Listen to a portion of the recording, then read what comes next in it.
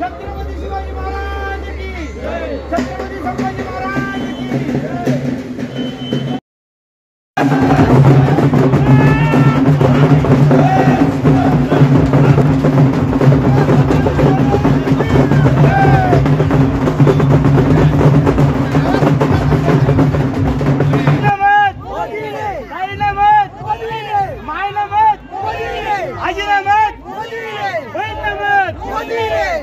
भारतीय जनता पार्टीचा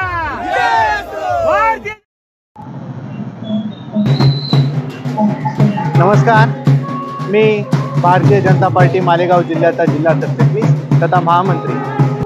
मित्रांनो, आज लोकसभा 2024च्या निवडणुकीच्या निमित्ताने आपले सगळ्यांचे लाडके खासदार माननीय डॉक्टर सुभाष बाबा भामरे आपणा सगळ्यांना परिचित आहे की बाबा गेल्या पंचवर्षात मागच्या 5 वर्षात बाबांना आपल्या सगळ्यांच्या मदतीने बाबांना केंद्रीय संरक्षण राज्यमंत्रीपद मिळालेलं होतं आणि बाबांनी या मंत्रिपदाच्या माध्यमातून आपणास अनेक असे कामं केली। त्याच पद्धतीने गेल्या पंचवर्षीमध्ये बाबांनी अजून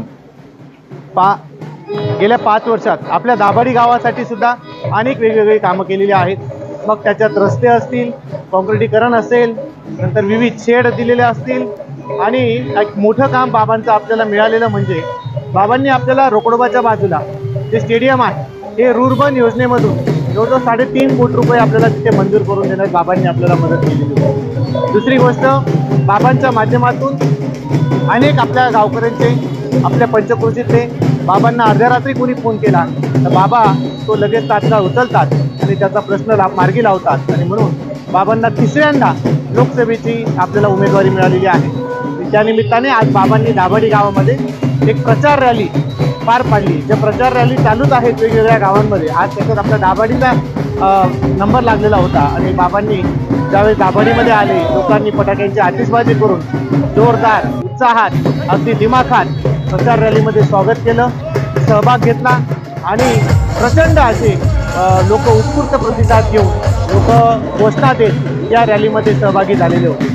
दिवस स्मारकासाठी बाबांनी किती मदत केली आहे? कोणत्यासाठी? दिवस स्मारक। हां, दाभाडी गावामध्ये जे नवीन शिवस्मारक बनतात या नवीन शिवस्मारकाला बाबांनी तब्बल 30 लाख रुपये दिलेले आहेत आणि शिवस्मारकाचं काम जवळजवळ अर्ध पूर्ण झालेलं आहे आणि त्याचं काम चालू आहे, लवकरच ते पूर्ण देखील होणार आहे।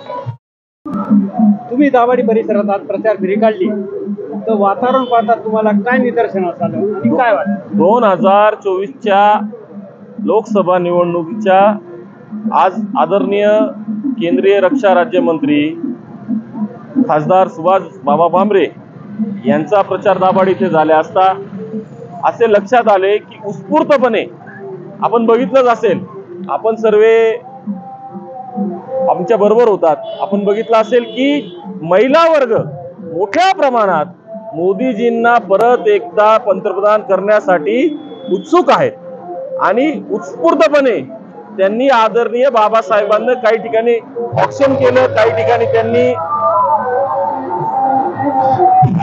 ठिकाणी स्वतःहून त्यांनी स्वागत केलं।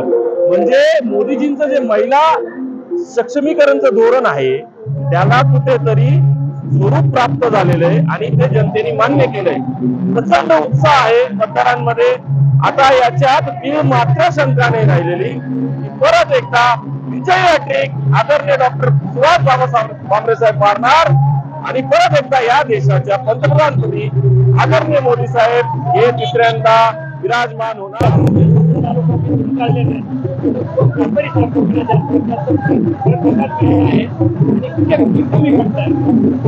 निश्चितच मालेगाव म्हटल्यावर आम्ही संपूर्ण मालेगाव मध्ये बागलाण असो अतिशय चांगला प्रतिसाद आहे।